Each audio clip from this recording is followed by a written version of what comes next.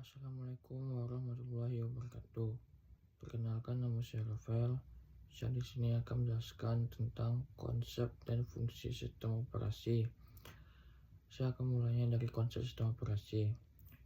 Konsep sistem operasi adalah perangkat lunak yang mengelola perangkat keras komputer yang menyediakan layanan inti untuk aplikasi perangkat lunak. Sistem operasi bertindak sebagai perantara antara pengguna aplikasi dan perangkat keras komputer. Fungsinya adalah untuk memastikan bahwa semua komponen komputer bekerja secara harmonis untuk menjalankan berbagai tugas.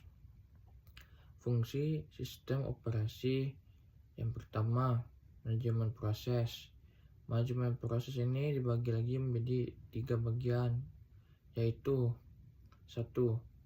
Mengatur jalannya proses program yang sedang dieksekusikan, termasuk proses pembuatan, penjadwalan, dan terminasi.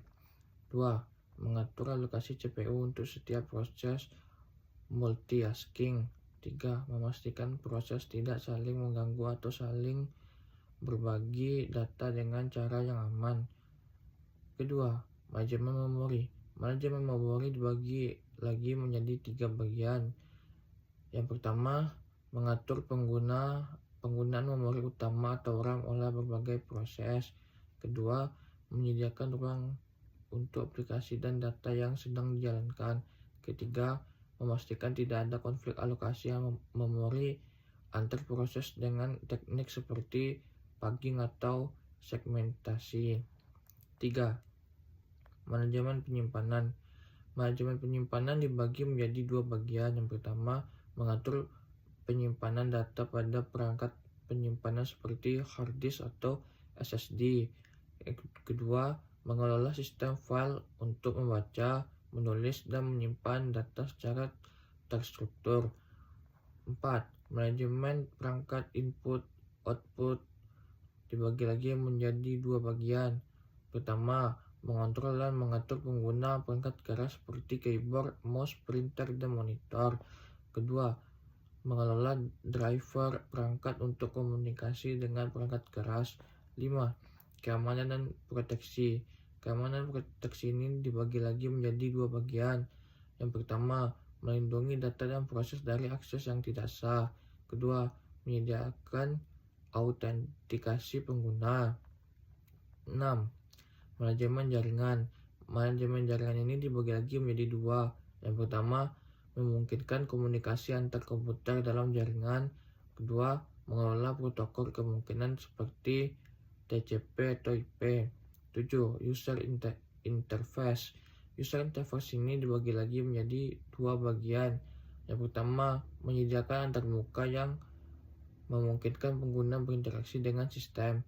Kedua, antarmuka bisa berupa command line interface atau CLI atau graphical user interface atau GUI.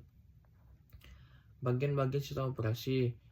Yang pertama, kernel. Kernel ini dibagi lagi menjadi 6 bagian. Yang pertama, bagian inti dari sistem operasi. Yang kedua, berfungsi untuk mengontrol semua operasi perangkat keras. Ketiga, kernel mencakup modul seperti manajemen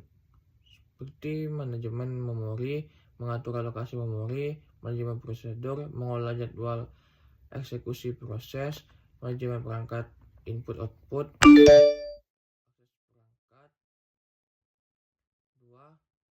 Shell berfungsi sebagai antarmuka antar pengguna dan kernel. Shell menerima perintah dari pengguna, menerjemahkan dan mengirimkan ke kernel untuk diproses.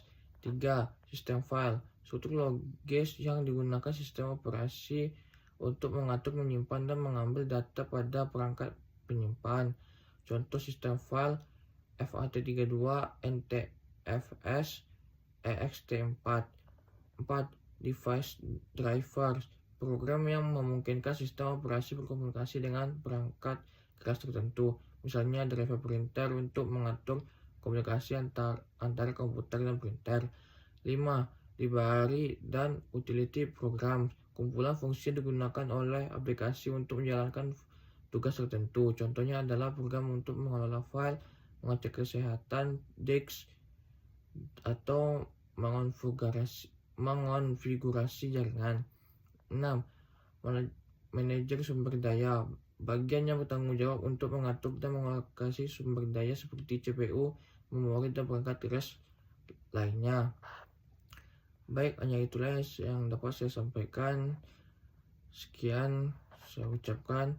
Assalamualaikum warahmatullahi wabarakatuh.